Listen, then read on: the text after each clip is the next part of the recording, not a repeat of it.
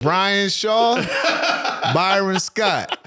Like I said before, I know all black people look alike, but that's Brian, that's Byron. Okay, yeah, that's right. BS, and that don't stand for bullshit. All right. Feels good to be back. Seriously, Yes, fast sir. break. Yes, sir. I'm Jay Wagers, Coach Byron Scott.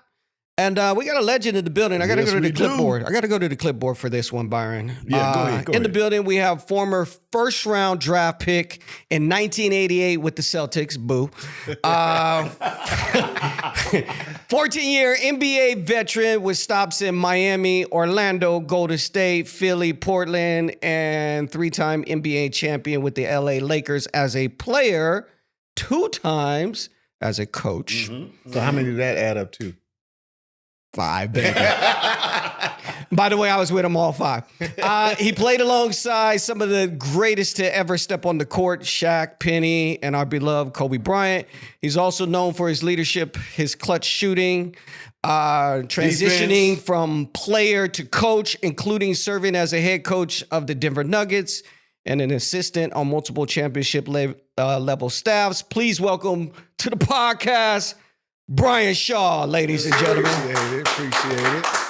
All right. I don't know what Byron's doing there, but I got a question to start you off here. You don't know what I'm doing. Well, we'll talk about that in a second because you dropping papers and all kinds of stuff. I want to first start by thanking you because I don't think you get enough credit for the year 2000, Game 7, Portland.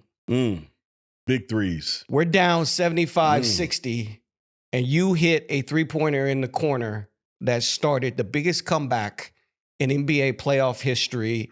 And not to mention, people don't even talk about this part. He was guarding Scottie Pippen the whole fourth quarter. How many points does Pippen have in the fourth quarter? Bing! 0. That's why I said earlier, you talking about all the other accolades. You see I threw in, and he could guard. Yeah. Bing! 0 points and 2 clutch three-pointers that started the biggest playoff run in NBA history, comeback. The question I have for you is, how pissed off were you when Phil pulled you out the damn game? You know, there's a clip, I think, when I came out, maybe 2 or 3 minutes left in the game, and I looked over at him when Harp came in the game for me, and I looked at him like, you sending somebody in for me? So at the time I was pissed, but I understood what Phil was doing because he liked to finish the game with who he started the game with. So I understood that later, but at the time I didn't. I was pissed. I know. I saw your face and I'm like, I even said, why is he taking him out? Of all players to take out of the game, it should have been him because you started that. So I want to thank you personally for getting me a ring.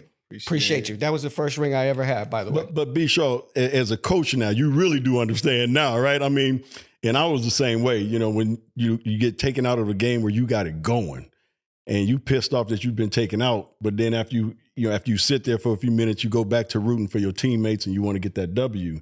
But boy, you're like, man, what the fuck? And that's I'm up here rolling. I just hit 2 threes. Yeah. I'm stopping his ass from scoring. What else you want me to do? You know, so I get it. Ron Harper, when he came in the game, he looked at me too like, I don't know what he's doing either. Right. That's what we been doing. Like, hey man, I don't know why he's taking your ass out, but I got to go in. He told me, he's like, come get you. How was that feeling of that game and that comeback? You know what? It was, it all started with, at the end of the third quarter, during one of the timeouts, Phil Jackson said that we were deferring too much to Shaq. He said, you guys keep forcing the ball inside to him. They're coming and doubling and triple teaming him. So just go ahead and let it go. And then once your coach tells you, to go ahead and let it go. Yeah. And a lot of times they doubled off of me, and I would always give Shaq 2 looks, right? So if I threw it in, they doubled off of me. He kicked it back out. I'd throw it back into him one more time. Now, if it came back out again, then I'm gonna let it go, But I always just try to pride myself on making the right play, whatever that play was. If it was moving the ball, if it was getting it back inside, and so once I let that first one go and it went in, they were woofing over on the side. Steve Smith and Rasheed Wallace and Bonzi Wells, when they went up 16, they thought it was over. Right. And I had just gone through getting swept in the finals in '95 with Orlando with Shaq, and I remember looking at him and saying like, "Damn, we're gonna go out like this again," in Game 7. But they went in, we came back. It starts the first of the three-peat, and so I've had a lot of fans come up and say, without you, the whole three-peat thing, might not have happened. I wouldn't say all of that. I mean, obviously we had Kobe and we had Shaq. We had one of the greatest coaches ever. But I'm happy about the role that I was able to play in that. And being here in LA, people don't ever let you forget about that. No. So. Where do you put that in your personal rankings of accolades yourself? Well, I mean, it's number one. And it's not, obviously it's not something that happened in the finals. That was to get to the finals. But for us that season, us against Portland felt like that was the finals. Yeah, because they were good. Right. And what a lot of people don't know is that I was actually on Portland's roster the year before that. Really? So I signed with Portland, only played one game with them because it was a lockout, 99. And so I signed late. I had a tear in my meniscus. So they were like, we're going to just try to get you ready for the playoffs. And my knee never came around. And so I was on their roster. That summer, I'm at my boy's sports bar in Oakland. And he says, oh, the Lakers just hired Phil Jackson. He like big guards. You should have your agent call and see if you could get on with them. And I'm thinking, at that point, I had played 11 years thinking that was going to be it for me. I thought about it at the end of the night. I had my agent call, Jerry West. They invited me down to come play at UCLA for a couple of days, Bill Burke, all the old Laker coaches. And so I did well. They invited me to a mini camp. I came and did well at the mini camp. And then Phil told me, he said, well, I'd love to have you come to camp, but I can't give you a guarantee because I got to bring Ron Harper in with me. I got to teach everybody the triangle and have somebody that knows the triangle. And I said, fine, well, I'm going to stay at home. I'll be in Oakland working out. You know where I am if anything changes. I said, but I'm not coming to camp on a non-guarantee. So the first game of preseason, Kobe breaks his hand. Yep. Phil calls me that night from the locker room. I think they're in Kansas City playing the preseason game. And he says, I want you to fly down to LA tomorrow and take a physical. We'll be back. We have one more game. We'll be back. And then you got 8 weeks, which is going to take him to heal his hand, to make me cut somebody on our team that has a guaranteed contract. So they ended up cutting Sam Jacobson, who was their number one first round pick from the year before. And that's how I actually got on the Laker team. But the crazy thing about it was when I was in Portland that summer, Mark Workington, their GM, said, we're trying to get Scottie Pippen. So we got a trade worked out. We need your salary to make the trade work. So we are proposing that we'll sign you. You'll get $1 million. We're trading 6 people to Houston to get Scottie Pippen, and they're going to cut 4 of you, and you'll be the one that they'll waive, but you get $1 million. Get your money. So I said, so all I got to do is sign, and I'm going to get $1 million, and then I'm going to get waived? And they said, yeah. I said, okay, well, I'll do it for $2 million. And they said, well, we could use Gary Grant, his contract. I said, no, I'm just playing. I'm trying to be smart, trying to be greedy. Yeah. Double. So that's what ended up happening. That's how Pippen got to Portland. Wow. I was on their roster, and then that's how I got to the Lakers. Obviously after Kobe broke their hand. So that it was the irony. We played them in Game 7. Yeah. And you shut them down. So Pippen and Workington, when I see them to this day, they say like, man, we can't believe you. Yeah. You the reason we didn't win the championship. We let your ass go. You're the reason you win the championship. But B, I think you got to give yourself more credit on what you did in Game 7, though, brother. I mean, I was at that game. You guys were down, and I was like, oh shit, this don't look good. You hit the threes. It was probably about 6 minutes left in that fourth quarter, and I told my wife then, I said, they're going to win this game. I said, they're going to come back and win this game.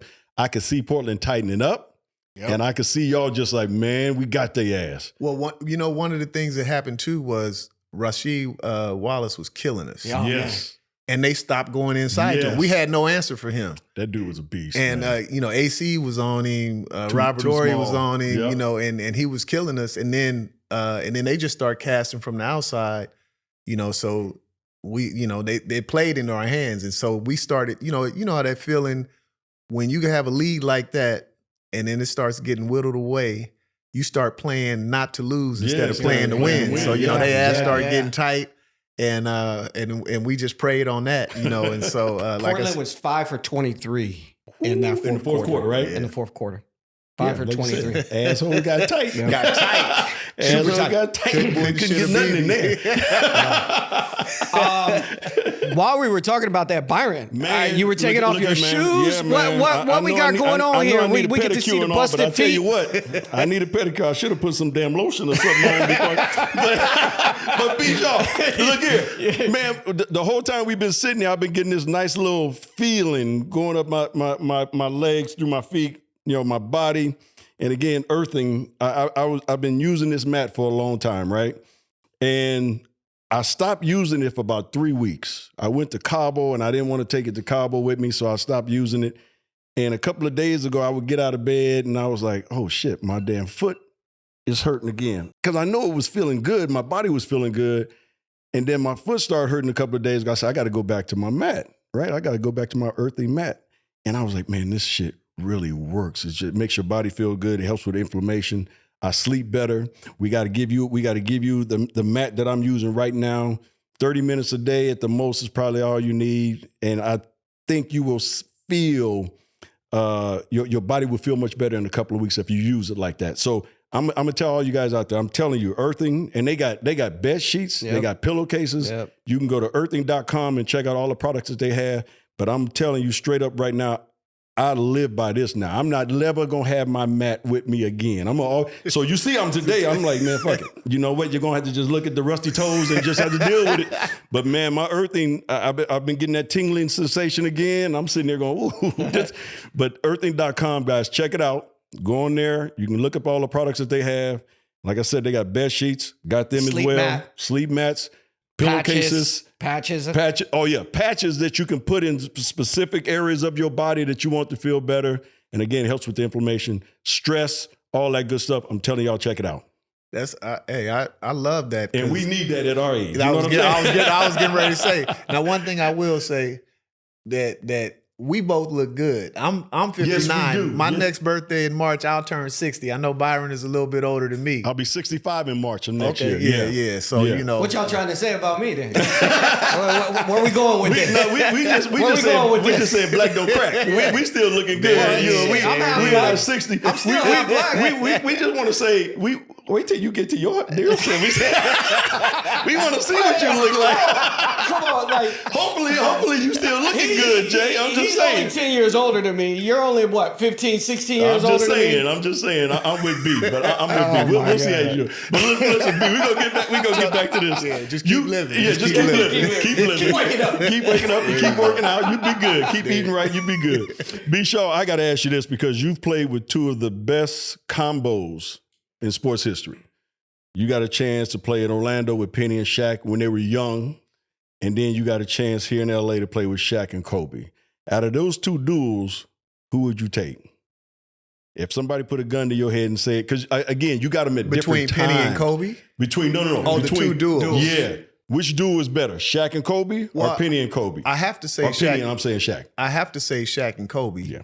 Because, what we accomplished, what they accomplished and the level that they, got to in terms of players. But that's no slight to Penny Hardaway at all and the young Shaq, because Penny was a bad boy. Yeah, he was. And he was on his way. And it's a shame. He was rushed. He tore something in the back of his ACL when we were in Orlando, and they kind of rushed him to come back. And it never got right again. But at 6'8", big hands, can post up, can handle the ball, one of the greatest passers that I ever played with, court vision, basketball IQ. And just there was no weakness in his game. So he was super young. He was only going to get better. And it's a shame that injuries kind of derailed him. But I have to take Shaq and Kobe because, like I said, Well, 4 or 5 championships together. I mean, you got to go with that, right? Right. See, I had the pleasure of playing against Orlando when I was in Indiana, Right. playing against B. Shaw. So me and B. Shaw guarded each other. But You hit the shot. I hit a big shot in Orlando. that was the year before I got there. Oh, okay. Before you got there. Because you swept, Yeah. y'all swept. You hit the game winner. And then we I hit the beat. game And then winner. we beat y'all. And then y'all beat us in the 7 next year. games, right? Yeah, in beat us Eastern in 7. Conference Finals. Yeah. But I remember playing against Penny, and I didn't have to guard Penny. I guarded Nick, and I guarded, But man, I was like, this kid's a problem. Yeah. You can tell early. Oh my God, 6'8", like B. Shaw said, could shoot it, could post, his handle, his passing, and he just played. He was definitely one of those guys that you look at along to me with a guy named Brandon Roy. Uh-huh. If they didn't get hurt, you talking about Hall of Famers. Mm-hmm. They were that good talent-wise. And I tell people, it's funny because and I don't know if it was like this with you with the Lakers with Kareem, but Shaq always had to be the biggest. He had to have the biggest house. He had to have the most cars. And the difference between Penny and Kobe was that Penny didn't care, right? So he had no problem deferring to Shaq, but he knew, his times during the game when he would take over and what have you. Kobe was not relenting to Shaq at all. He wasn't deferring to nobody. Right. He wasn't deferring to And nobody. so, that was really the difference between Penny and Kobe to me because, Kobe didn't care. He didn't give a fuck about it was Shaq or whoever it was. He was determined to be the guy. And, Penny, I think, understood too in the fourth quarter because of Shaq's woes at the free throw line. He was like, in the fourth quarter, it's going to come through me and I'm going to do my thing, and, whereas Kobe, so him and Shaq at times clashed because Kobe wasn't really willing to relent, but that also made it fun in a way because they drove each other, trying to, if they said Kobe and the Lakers against D Wade and the Heat, Shaq would be pissed off. Instead of saying Shaq and the Lakers. Right. And then if we had two trainers because Gary Vitti, the longtime Laker trainer, was still there. And when Phil Jackson came, he brought Chip Schaefer from Chicago with him. No Chip, So there was times when Kobe he'd be getting taped by Vitti, then Shaq would go to Chip. And then if one of them fell out, Kobe wasn't going to get taped by the same guy Shaq was getting taped by and vice versa. And sometimes it got that petty, you know what I mean? But it was fun and they were both great, but it would be nice if there was a way to have Penny and Shaq play against Penny and Kobe. If there was a way to make that happen. Penny probably had the smoothest move. Penny was nice, man. He had a whole flurry of moves. Penny was nice. You just talked about the pettiness between Shaq and Kobe. If that pettiness did not exist, they won 3 rings together. How many do you think? Question. How many do you think they would have won? Yeah, really, there's no telling. I think one of the reasons why I was respected by our team, and kind of like I wasn't the leader of the team, but when I talked, they would listen because I had a relationship with both of them. Was that they didn't take into account, and it happens with stars everywhere.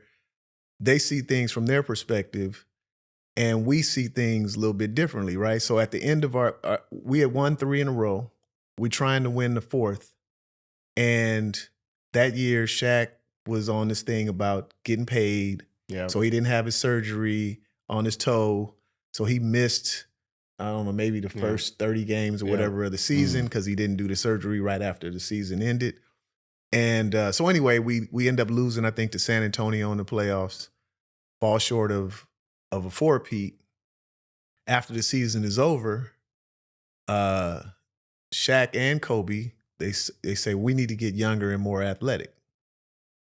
So that cost Robert Horry and me, right? So they came to us. They said, well, we got to get younger. We got to get more athletic. So we got to bring in some different guys, try to keep it going forward. So I retired. Robert went on to win 2 more championships with the Spurs.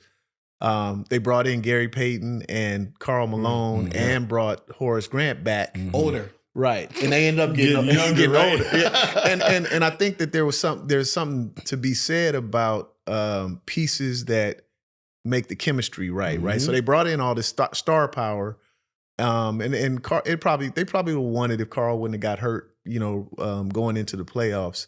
But they fell short, lost to Detroit in the finals. Yeah. And I would just, talk to Robert and we sit back and say, if we was there, we might have got another one. Yeah. But that's the business and that's what happens. So B-Shy, I'm a disagree with you. I don't know. No, I'm just saying, I don't know if they win it even if Karl was healthy. Because like you just said, a key component to being successful is that chemistry. I disagree. No, wait. Let me finish. The chemistry that you guys had, you just won 3 in a row. Yeah. Right?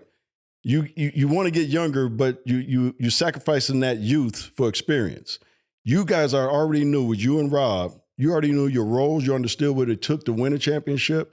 So you get rid of them, you bring in Hall of Famers, but Hall of Famers got agendas. You know what I'm saying? GP, as much as we love him, GP want to be GP like he was in Seattle. Right. Karl probably deferred a little bit more. He understood. I think Karl understood, but I think the dynamic changed completely, with that team. I was working with ESPN. I did that series, and I was like, no, I looked at Detroit as a team that had less talent, but they were so together as a squad. The other thing, too, was Larry Brown was the coach. And so he learned his lesson from when he was coaching Philly when we beat them in the finals in 2001. Right. So in Philly, they were double teaming, triple teaming Shaq. In Detroit, they played him straight up. They got a gift also because Atlanta basically gave Rasheed Wallace to Detroit. Yeah. And they had waived Eldon Campbell and then brought him back. So they had centers that could use their fouls against Shaq. They had Darvin Ham, they had Milicic, they had Mehmet Okur, Ben Wallace, Rasheed Wallace, who could play some at the 5 as well. And so they just played Shaq straight up, and everybody else guarded everybody else. And then it was a lot of other stuff going on too. But I was in the locker room and on that team, and I disagree with you because Gary Payton did defer that year. He did take a step back, and he was all about, all right, we just need to go get this because he's chasing a ring. Of course. That's what it's really coming down. He and Karl. Both exactly. of them, actually. He was really chasing the ring, and he said it on multiple occasions in the locker room, like, I'm with whatever it takes for this team to win. I got to win. I really think the Karl Malone injury really derailed that team. The knee injury. Okay, I'll go with that, but I still think Detroit was going to win that series. Look, I'm watching that game and I'm doing the series. I'm like, Detroit, they were just, you could just look at that team and see they were on a mission. Like you said, Larry Brown, one of the greatest coaches of all time. Yeah. He figured it out. And like you said, that team was so together. Yeah. That Detroit team was so together, and they had some big-time players. They didn't have no big-time superstar. Right. But together, yeah, they were a team. I just thought they understood what it took. It was a team of individuals versus a team. And I agree with you. I think if Karl, because it was a big drop-off after when Karl was after Karl. Horace was older, so it was only, he was limited in what he could do. And there was no Robert there as well. So. Well, bottom line is, Phil, y'all fucked up. You let B-Shaw go, you let Robert Horry go, and you got older instead of younger. Y'all fucked up. Let's just put it out there like that. All right, so Brian, I'm going to ask you this question because on this podcast we talked about this little guy who's 7'2", 325 pounds. You've spent more time as a player with Shaq, I think, than everybody else in the NBA on 2 different teams. He's a character. He does some crazy things. And I remember personally, Yeah. I remember personally some crazy stuff going down in the locker room, and he always looked up, Bishaw, yeah, Bishaw, what you think about that? He was always trying to get some clarity from you. What's the craziest thing you ever seen him do? Well, I can't really talk about it. Well, you know what? Everybody else is talking about it. You might as well. I tell you, I tell you one. So we used to have in the bathroom stalls. You remember? Yeah. Have all we have all the magazines, Yes. right? Rob Report Yeah. and Architectural Digest, stuff like that in the stalls. So if you happen to be in a stall next to Shaq, in a stall taking a number 2, it would not be out of the ordinary for him to grab whatever the Rob Report or whatever magazine he was looking at and be like, B. Shaw, man, look at this car on page 46. I got to get me one of these, right? And slide the magazine under the stall to you. And then you open up the magazine to page 46, and it's a big ass turd.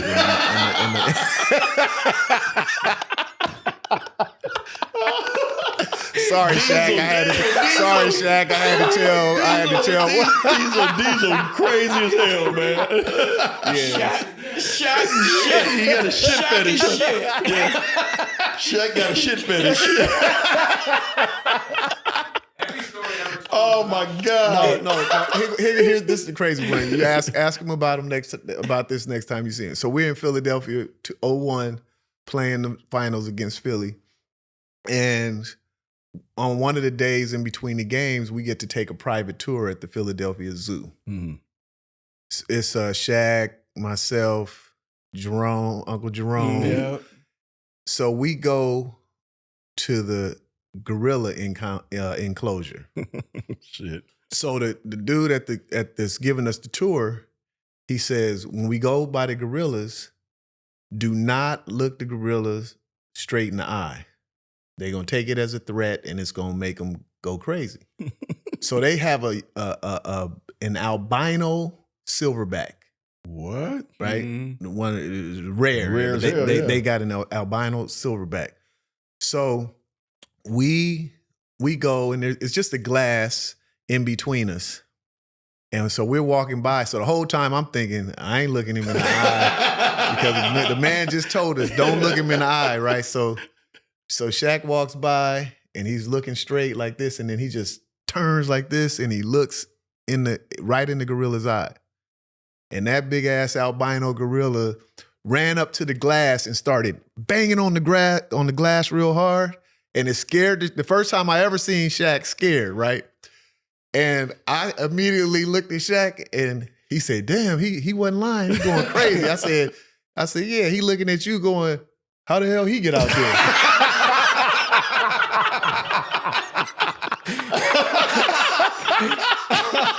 Oh, we laughed so hard, and we laughed so hard at that. But that's a true story. Said, how the hell he get out? Hey man, what y'all let him out for? True story though, true story. That was hilarious. But I've never seen that albino silverback. Me neither. Me neither. Until then. I'm going to have to go to Philly. I got to check that out. B, and I kind of probably know a little bit about this and a little answer to this, but transition from player to coach, that's part of the question I want to ask you. And then from there, you had your head coaching stint in Denver, and then you came back to be an assistant coach. Do you have any admiration to be a head coach again? That's the part 2 of that question. So the transition part from playing to coaching, probably my last 2 or 3 years with the Lakers, we had an assistant coach. He's passed away now, Frank Hamlin. Mm-hmm. And so Frank he always kind of took me under his wing. So the last 2 years, for sure, he would always tell me, he was like, you're going to be a coach. Mm-hmm. He was like, all the guys, like, they listen to you. And so he said, I want you to start coming in our coaches' meetings, and I want you to start doing my scouting reports with me. code for doing my scouting reports for Yeah. me. Yeah. Right. So Not with me, for me, So he really. kind of started showing me, you know, how it worked, how to break down film, and you know, and what have you. And back then it was still on VHS. Yeah. You know, so we used to have to carry the Tapes and the the VCRs. VCR and Yep. the tapes around. And so, We did transition to DVD during your time, though. well, when I started coaching, Yeah. I mean, once I retired. But so anyway, I started doing that with him, and then Phil, when I retired, Phil said to me, he was like, "I want you to come and coach, but you got to take some time away from these guys because you just played with them." So for the first year, I did college scouting, whatever, and that created a little bit of distance. And then he brought me back. One of the things that I really realized right away is that you put in a lot more time and do a lot more work and get paid a lot less. I remember. You ain't lying. I remember Bryant walking into the locker room and his suit was different when he was a coach. He went from a player suit that looked fly and fresh to a coach's suit. Yeah. So you mean when you say a player suit flying fresh, you mean hella big because baggy and shit, zoot suit looking almost and shit, to something a little bit more conservative. Right. It's a trip going from player to coach, and then let's go to that other 6 inches where you go from assistant coach to the head coach, where you're making all the decision. How was that transition for you as well? So it wasn't as difficult as, you know, one may seem, because one of the things that Phil Jackson always said was, I trust your instincts. So I want you to think out loud. If you see something out there on the floor, say it. And there was times when I would say stuff that I saw, and he would look at me and say, "Shut the fuck up," because he was in his mode, you know what I mean? Right. He had something already in his mind. going, right? Yeah, absolutely. And I would just, you know, kind of stay back. But I just started to notice things like, you know, like in that seat, you want input from all your assistants, but ultimately you have to make the final decision, and then you got to live with that decision, you know, win or lose, you know, good decision or bad decision, or, you know, or whatever else. And so I enjoyed it. It was a short stint. It was only 2 years. But now, you know, being an assistant coach now, and at the age that I am and the stage that I'm at, quality of life is more important for me. I feel you. So like I'm in a great city. I'm on a coaching staff of, you know, our head coach Ty Lue with the Clippers now. Yeah. I mentored him, you know, when he was a young guy on the team when I was at the end of my career. And so there's something to be said about working with people that you like. It makes it not feel like it's work. Right. And then my wife said to me after the stint in Denver, she said, "I don't never want you to be a head coach again." And I said, "Why?" She said, "Because you were miserable to live with." Because I couldn't let it go. Yeah. Right. You brought it home. Yeah, with you bring it home, every you know, day, and so you're home, but you're not present. Yeah. Because, you know, you think, damn, did I prepare them enough? Did I do this and did I do that? So interestingly enough, in 2013, that was the first year I was a head coach with Denver. It coincided with marijuana being legalized recreationally in Colorado and Washington. I think those were the first two states, right? So, so after that season, I remember coming home, and my wife was like, "Come with me," and she took me to a doctor. We were back at home in Oakland. She took me to a doctor to get a medical card. And I told the doctor, he said, you know, we talked for about an hour and a half. I said, I can't turn my brain off. And I started telling him, I said, you know, no matter what, I just go back to, you know, X's and O's and whatever issues I got with this player and that player. And then I'm neglecting my kids and my wife, you know, and it's making it miserable for them at home. And he said, "You need some indica in your life." So he prescribed me some indica. I smoked some weed.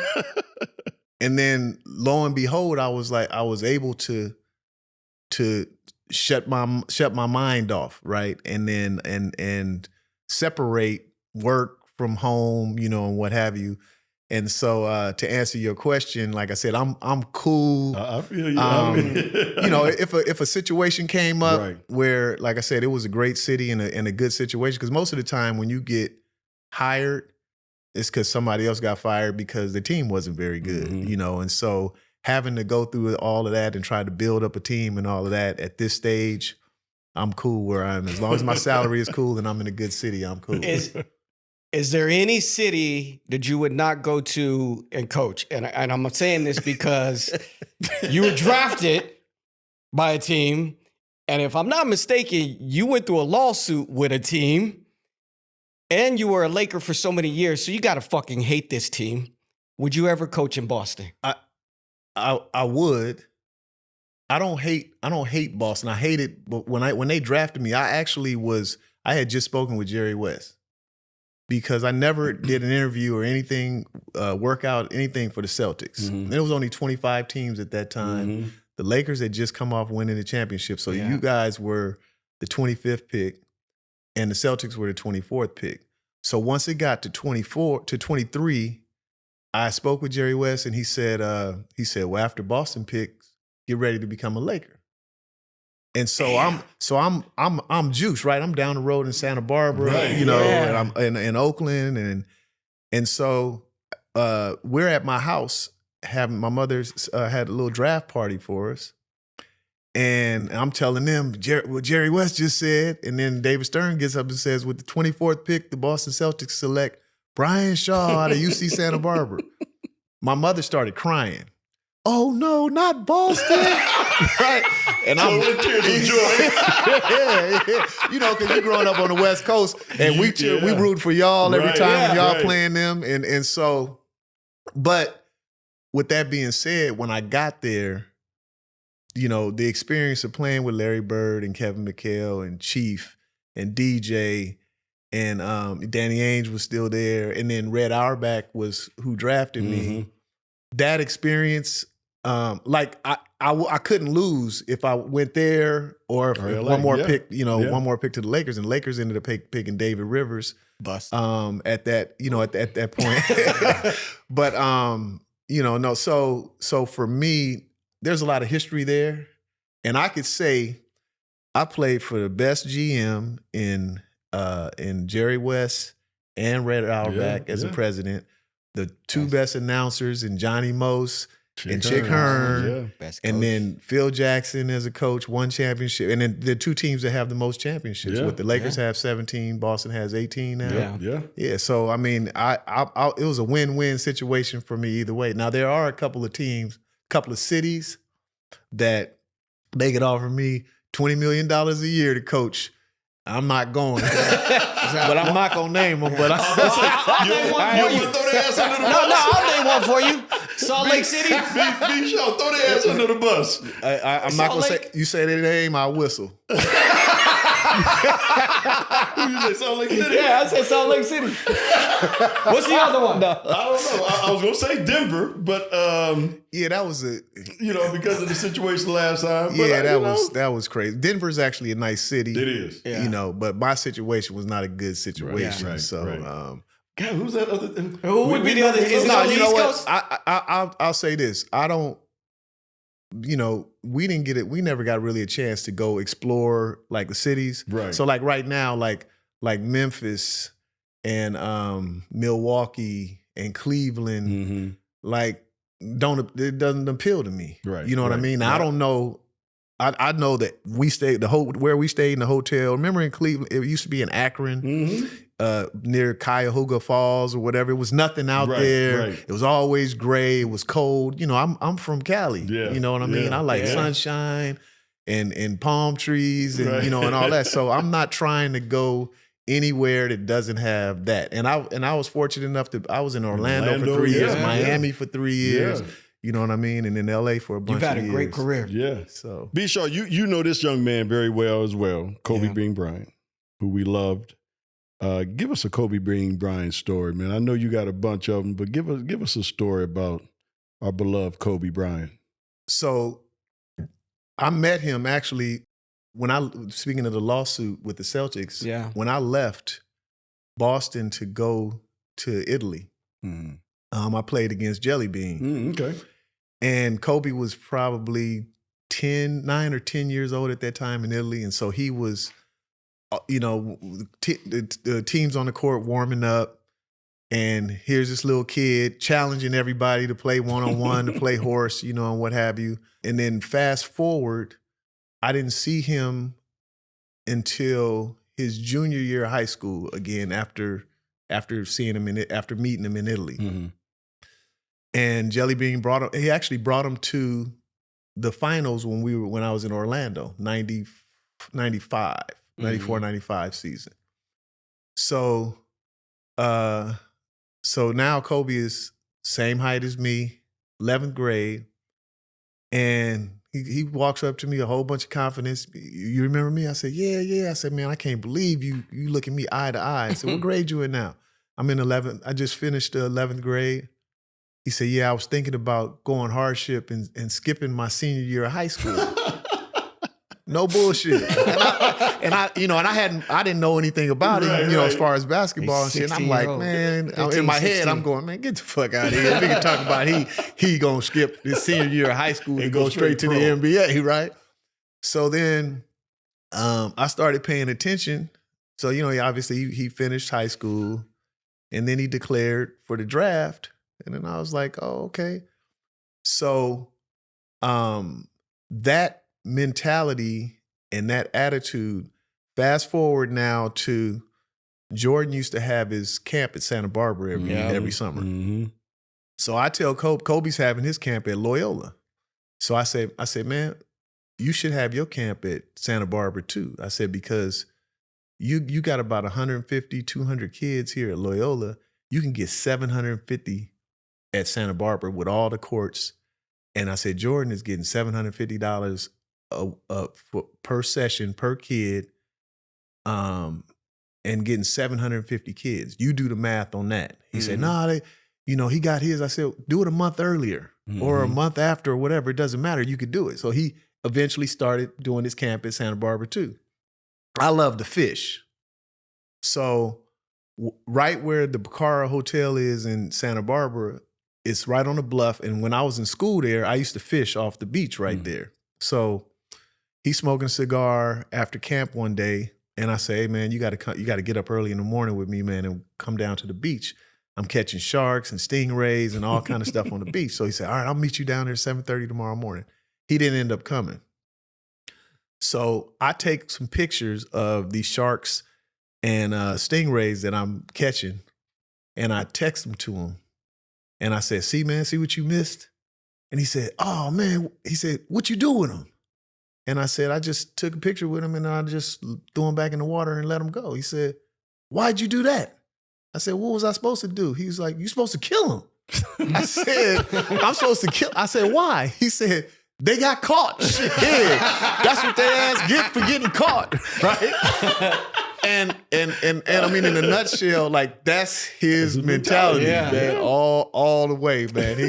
He was a killer on and off the court, and just carried that mentality with him everywhere he went, man. And you saw it at 16, 17 years old when he's thinking as a 15, junior. 16 as a junior. I'm gonna forget my senior year and go pro. I'm thinking about that. What do you think about? I mean, how many kids have you ever heard say some shit like that? That's the only one. Yeah. That is crazy. The only one. Brian, I'm going to take you back to your Laker days. You mentioned it earlier with, bringing in Ron Harper to try to educate people on the triangle offense. A lot has been said about the triangle offense.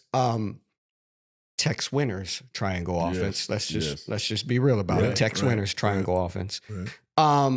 How difficult is it to do the triangle offense as a player and a coach?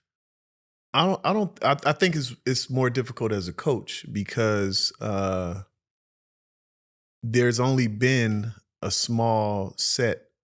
It's been a small set of coaches that have actually coached it, right? Mm-hmm. Like all the coaches that broke off from Phil Jackson that tried it. It was only, I think Jim Clemens tried it when he went to Dallas. Maybe Bill Cartwright a little bit. when he was in Phoenix, and Kurt Rambis for a second when he was in Minnesota. Yeah. But the problem was that Phil had all the coaches that coached in the triangle on his staff. So when those other coaches broke off, they hired coaches that had no experience. So you can't teach your coaches and the players the triangle. Yeah. Right. And so as a player, I don't think it's that difficult. I think that every offense has actions that involve the triangle. I mean, when you were in New Orleans, I remember same side. Yeah. I was like, we were in Princeton. Right. In Princeton and then triangle cousins, basically, right? A lot of the same things. And so people ask me all the time now, ironically enough, when I was going on head coaching interviews, all the GMs and stuff were saying, don't come in here talking that triangle shit. We're not running the triangle here, and this, that, and the other. But I would sit down and show them, like, when we would look at film of their teams playing, I would be like, well, that's a triangle action and this is a triangle action, and so I love it because I think it puts people in place to do whatever their strengths are, and you can tweak it to kind of make it your own. And, they say it wouldn't survive in this day and age. Yeah. Well, yeah, because of the 3-point line and how prolific it is now, the triangle, the beauty of it to me is that it's a zone offense, that it's an overload, right? But you can run it against man-to-man, you can run it against zone. Don't matter. The same side out of bounds plays, you don't have to do anything different. And if a team presses you, you just move the triangle up to the level of the pressure. And so in the 2001 finals, where we went 15-1, we got in such a groove, we didn't ever have to call anything, right? Because it's based on actions that, like, and it's hard to scout. And I say that because if we call 53, which is basically just UCLA to a side pick and roll, and you take away the entry pass to the wing, all these other automatics kick in, right? So now, even though we call 53 and it's supposed to be UCLA to a side pick and roll, they took away the entry pass. Now we lag it to the other side. It turns into something. Now it turns into center opposite. So a scout could sit up there and say, oh, they called 53 at 7 minutes and 20 seconds of the first quarter, but we actually really ran center opposite. Now they whole scouting report is fucked up because but they don't know from the strong side to the weak side now. I mean, and they have no idea what the hell's going on. And that's what I love about it. You know what I mean? And so in today's one of the most boring things for me is everything is pick and roll. Everything is pick and roll. So that involves the two dudes that are in the pick and roll, and then everybody else is standing around. So B-Shaw, I think you know this as well as I do. When you're running that type of action, when you're running the triangle, or you're running what we call the Princeton offense back in the day, if you got players who have a high basketball IQ, like you said, you ain't got to call shit, because the defense dictates what you're going to run. That's right. And so if you got players who are smart, man, they figure that shit out in a heartbeat. And again, like you said, if you're going to pressure us, we would just go farther back out, because now we're going to open up the court that much more. You got more room to back cut exactly. people. So now you got set up to backdoor cuts and everything else. So it made it so much more difficult for teams to guard you, because like you said, you can call one action. We would, like you said, we would say same side. Okay, so you take away that pass to the corner. Right. We just swing it back up top. We got a two-man game over here with a double pin down on the weak side. And it's reads. It's all it is reads. And I think one of the reasons that they say it won't work today, players aren't smart enough. They say that or you need two great players like Shaq and Kobe, or like Scotty and Michael. But when Michael retired, the Bulls still won 55 games that next year, running the triangle without having two stars. And so, and I argue that when Shaq and Kobe, especially Kobe, who especially early on, just chased the ball where he broke it all the time. So the second unit, which was, Robert, myself, Rick Fox, Fish, we actually executed the triangle better. Right? Because we didn't have, when we came in, we might have one of those guys in, Shaq or Kobe, with the rest of us, but we had to execute and actually run it. I was older, Harp was older, John Sally was older, but it was the same thing. You throw it in, dude turns his head, you cut by him. You letting the offense and the actions dictate what you're gonna do out there on the floor, and you can't plan for that. Yeah. What is one of the biggest changes you've seen over the years from your playing days and being a head coach to today's game? Money,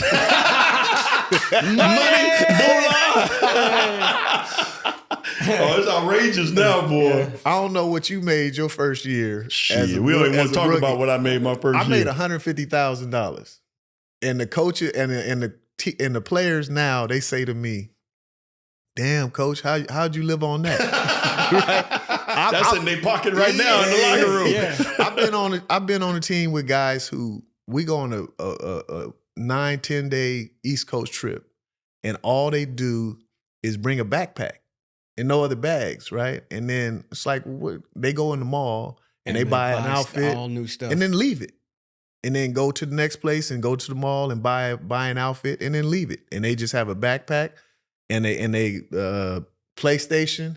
And that's all they travel with because the money is so crazy that, to them is, they could do that. Now a dollar is still a dollar to me. Yes.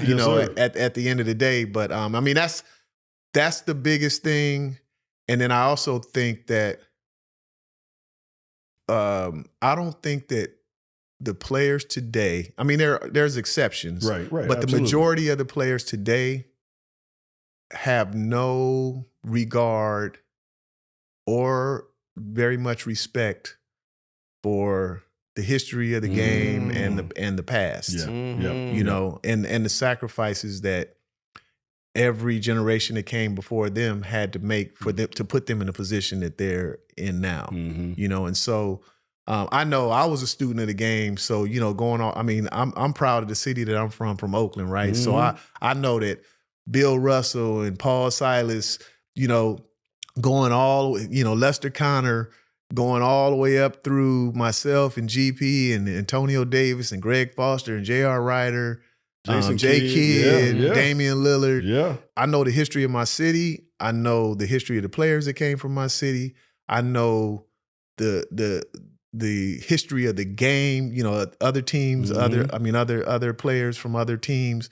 And now, and as a coach, what I used to do, assistant coach, when I'm out on the floor doing stuff with guys before the game, each team usually has a legend or a past player, calling the games or whatever for them. Yeah. So I'll take a young player around. I'll be like, you know who that is right there? Like, for instance, we playing in New York. You know who that is right there with that crazy suit on? That's Clyde Frazier right there. And they, who is that? Yeah, exactly. You know what I mean? And so that to me, idea. that's the biggest difference. So what you just said right now, do you think the public, the fans, sense the same thing, that they're not respecting the past, and that can attribute to some of the ratings decline? Not necessarily. I don't think that's particularly the reason why the ratings have dropped. I think, some of the things that we talked about, like it's a lot of the play is just pick and roll. But also a big part of it is that there's so many guys that have gone one and done in college or just 1 year removed from high school to come in the NBA, that the players in the past that went through 4 years of college got to build up a fan base, and people got to recognize them and learn who they were before they got to the NBA. And then once they got to the NBA, it was like you felt like, oh, I already know this guy, right? And if you like him or whatever, then you follow him. And I think that there's a lot of players in the NBA, and maybe a lot of it is because there's a lot of foreign players as well. But I think that the fans aren't as they don't recognize and aren't as into him as much because they haven't been able to follow him. They're not exposed to him. And if it's YouTube highlights, or whatever. Stuff like that. Yeah, But yeah. when you went through 4 years and going to the NC2A tournament and what have you, you build up a following, you build up a fan base. And I think that that's a big part of, maybe why the ratings have dropped. Yeah. B, we're going to get you out of here, but we got some things we want to kind of just bring to your attention. But before we do, B. Shaw's a golfer. Y'all might not know that. I'm learning. I'm learning. He's a golfer. B. Shaw and I done been to a bunch of golf tournaments together. He learning, but he on the circuit. Let's put it that way. Yes, sir. And, Are you good? No, I can't say that I'm good yet. I'm a 17 handicap, but I've been playing about 3 years. A little better than bogey golf. That's pretty damn good. Listen, for 2.5, 3 years, right? Right. They've been playing. That's pretty damn good. But I know as I am on that golf course, and B. Shaw knows this extremely well, I always got a stogie in my hand. I'm a stogie smoker when I'm on that golf course. I got to get one on the front, one on the back. And Drew Estates, one of the best cigar makers out there, is somebody that we mess with. Obviously, they're one of our big sponsors, and we love them to death. If you haven't gone and had a Drew Estates cigar, something wrong with y'all, especially if you're a cigar smoker. So I'm telling you, go online, check out Drew Estates, one of the best cigar makers out there. And if you get one and you don't like it, holler at your boy, because I'm going to tell you something. Then you ain't smoking it right. Okay? It's very simple. All right, B. Shaw, we're going to get you out of here on this. We like to call it rapid fire. Yeah. So it's brought to you by Drew Estate Cigars. We ask a question. You give us a quick answer. If you want to elaborate, you can. We got a handful of them. You want to go first? Yeah, We'll go back and forth. Yeah, we're going to go back and forth. So I'll go first. Best teammate you ever had? Shaq Why? kept everything loose and fun. Yeah, that's Diesel. Yeah. Loose is right. That Shaq is loose. shit. When a close second is actually, and you got no one would ever guess this, is Mark Madsen. Oh, love. Hey, Mad Dog. Mad Dog. Mad Dog. Love Mad Dog with his no dancing Cal. ass. Cal Berkeley. Cal. He's coaching Head the coach Cal. He's coaching there. Yeah, Doing a head great coach. job too. All But right. it's funny how you say, Shaq kept it loose. Whew.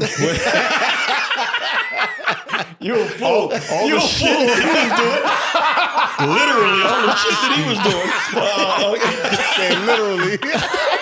So I just had to say, when you said he kept shaking loose, I'm like, all the shit he was doing, literally. All the shit. Oh, boy. All right. Boy, Shaq, we love you, man. We do. we love you, big Diesel. fella. We love you, big fella. All right, B-Shaw. Toughest defender you ever faced and toughest player you ever guarded? Toughest defender, who I had a problem with was Mookie Blaylock. He had real Steel good thief. hands. Yeah, still thief, boy. That boy pick your pocket. And being a taller point guard, he'd get up underneath you and make it Yeah. difficult for you. The hardest person that I had to guard, I think the obvious choice is Michael Jordan, Mhm. but a guy that probably nobody out there knows was a guy named Steve Coulter. He had a Jerry curl. Yeah. Herky jerky. And that herky jerk, Yes. I Oh couldn't my get his God. cadence because I picked up people Yeah. full court. You look at him, you'd be like, oh yeah, I can get him. And then he come down and he go through his legs, and it seemed like he was double jointed or something. And drop his knee and then throw the ball behind his back and be over here and I'm over there. And so he was somebody that for whatever reason I just couldn't catch his cadence and I had a difficult time guard. I knew Steven when he was young because he was from Phoenix. Okay. Yeah. So, I played at Arizona State. Right, so I remember him when he was right. young, and that herky jerky, man, he just, like you said, kept you off balance. Yeah. It was hard to figure his ass out. Yeah. That's a hell of a name, though. I guarantee you none of these dudes know who that is. I guarantee you none of them know who that He is. looked like he was a part of Ready for the World. Yeah, I'm about to say, yeah, he did. He had the Jerry curl and everything.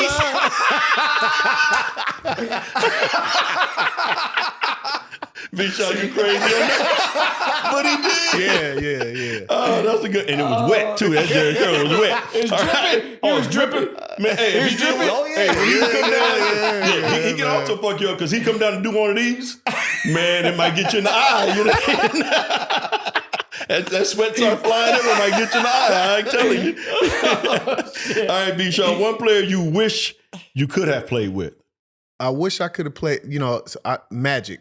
Yeah, And I say that because, like I had 5 triple doubles my senior year at Santa Barbara. And I tried to, I was a taller guard and just he made everybody better. And I was so close. Mm-hmm. that I always was like, damn, I wonder what it would have been like for me to actually have gone there instead of Boston, and and what that would have been like and been a part of that. So, wow, that would have been a great mentor for you. I mean, because he was unbelievable teammate. Yeah, for sure. Like you say with Shaq, Buck was the best team I ever been around. Yeah. This is not on the questions, but you got to be the best player to come out of UCSB. Well, there was a couple of pros. Don Ford, who played for the Lakers. I think he was the first pro to come out of UCSB. And then there was a guy named Connor Henry that actually went to the Celtics. Just played a short, white guard. Yeah. And then since then, it's been, I think, Gabe Vincent. Yeah. They got AJ Mitchell now that's with OKC. It was another guy, Allen. Yeah. But you know what? I'm gonna say this. That's for other people to judge. There you go. I would never say it myself. We'll say it. He got 5 rings.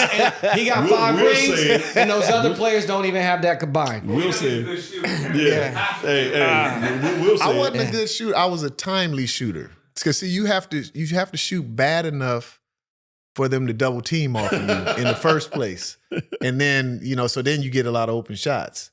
So, in the timely moments, they want to double team off me, so. All right. Favorite city to play in outside of any of your home arenas? Well, I mean, if I was somewhere else, I mean, Miami.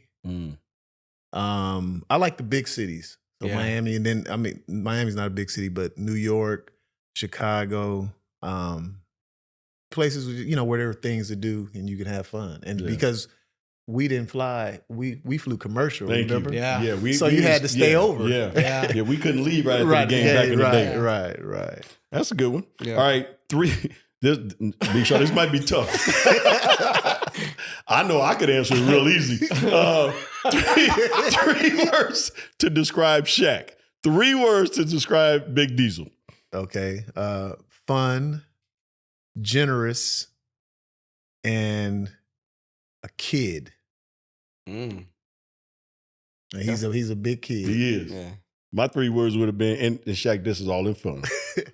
Full of shit. That was my 3 words. But all Diesel, 3 of them. and I say that with affection. That was with affection. All right, I'm gonna throw this at you, B. Shaw. 3 words to describe Kobe.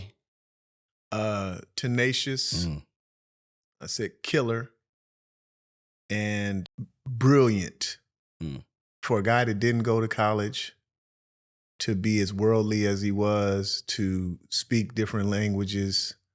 And that was, that's a part that he doesn't like. Pau Gasol came, and he could speak Spanish with him. He was fluent in Italian, but just was a savant. Maybe that's a better word, savant, when it comes to basketball. I love it. If you had a chance to pick your all-time starting 5, who would it be? And let's go by positions. So all traditional positions. I'm putting taking Shaq as a center. It's tough at the power forward. I'm taking Tim Duncan. And there's a but there I can see. Well, it's 2 things, right? Because I would consider Bill Russ, even though he was a center, I would still consider him a power forward. Yeah. And then Kevin McHale, to me, still is one of the baddest, unstoppable. You can't stop him one-on-one in the post. But anyway, I'll say Tim Duncan, Jordan,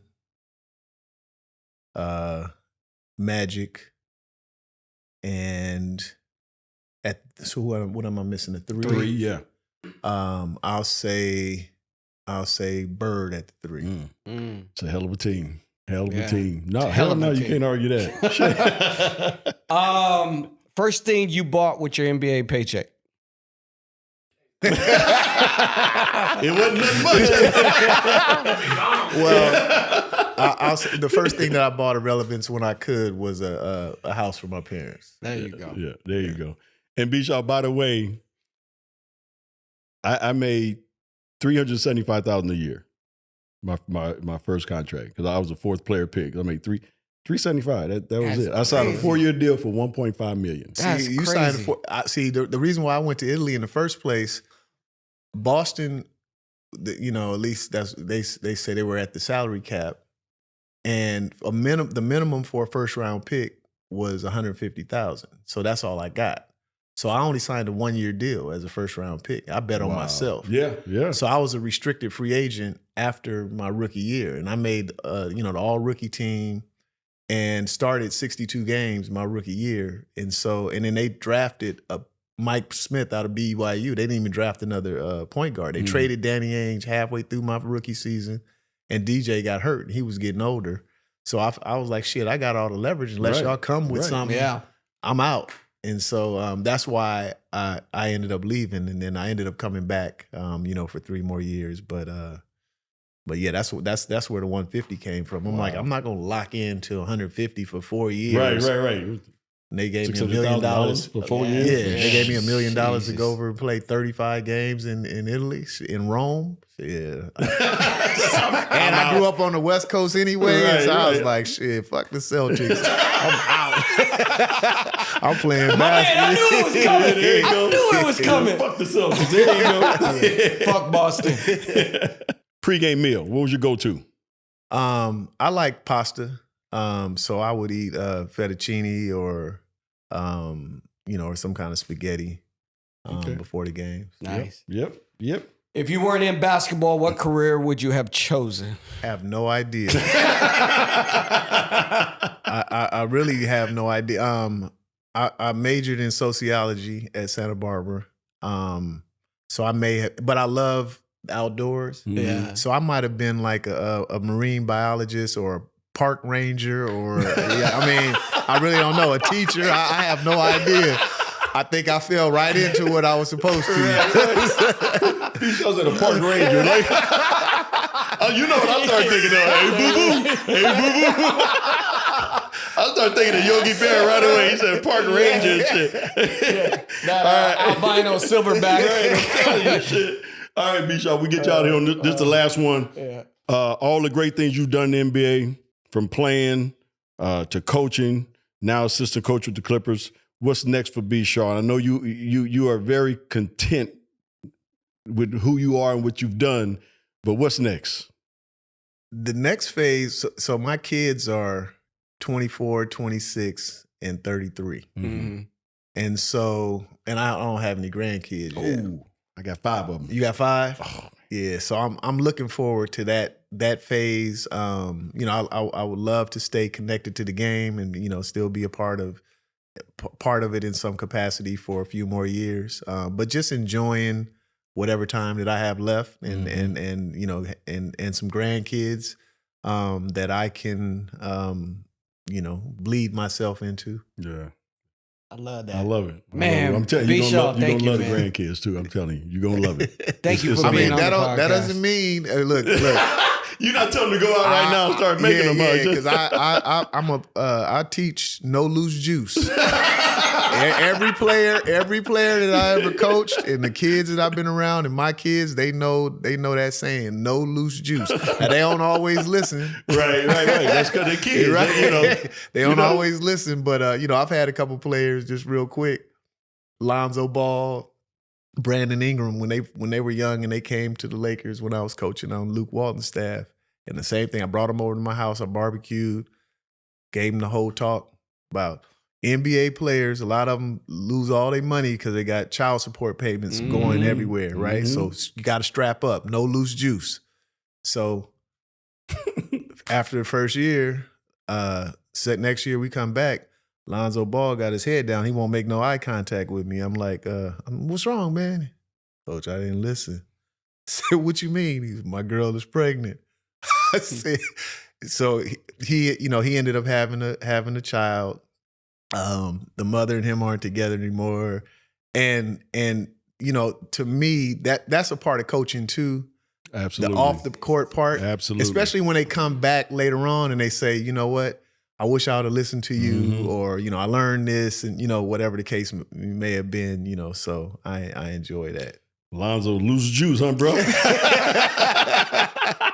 Didn't listen, huh? Okay, bro. No loose juice. You can come on the podcast and talk about it. You know, right? B. Shaw tried to tell your ass. You know, didn't listen. Okay. All right, ladies and gentlemen. Sometimes you gotta live and learn. That's right. Live and learn. 5-time NBA champion Bryant Shaw on the Fast Break Podcast. Thank you, brother. Appreciate you, Eddie brother. B. Shaw. We Thanks love for you, having man. me. Thanks for having me. Thank you for watching Byron Scott's Fast Break. If you like what you saw, here's some more videos. And while you're at it, don't forget to like, comment, and subscribe.